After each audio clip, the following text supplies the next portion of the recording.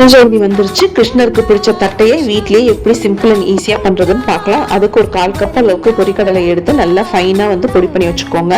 1 cup அளவுக்கு அரிசி மாவுக்கு 2 டேபிள் ஸ்பூன் அளவுக்கு பொரிக்கடலை மாவு, ஃபைனா நறுக்கின கறிவேப்பிலை இலைகள், எள்ளு, சீரகம், உப்பு, பெருங்காயத்தூள், மிளகாத்தூள், 2 மணி நேரமா ஊற வச்ச கடலைப்பருப்பு எல்லாத்தையும் ஒன்னா சேர்த்து அது கூட 1 டேபிள் ஸ்பூன் அளவுக்கு காய்ச்சின எண்ணெய் இல்லாட்டியும் நீங்க பட்டர் கூட சேர்த்துக்கலாம்.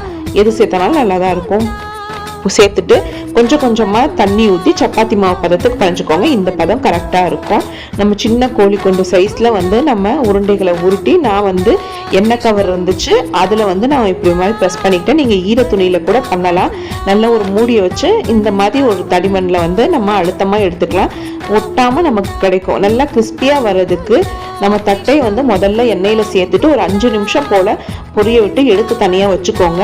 மொத்தமாக எல்லாத்தையும் பொரிஞ்சு தனியாக எடுத்து வச்சுருந்த தட்டைகளை திருப்பி எண்ணெயில் சேர்த்து ஒரு 10 நிமிஷம் அளவுக்கு நல்லா கலர் மாதிரி வர அளவுக்கு பொரிச்சிங்கன்னா சூப்பர் கிறிஸ்பியான தட்டை ரெடி ஆயிடுச்சு. வீட்லேயே கிருஷ்ணருக்கு வச்சு வழிபடுங்க.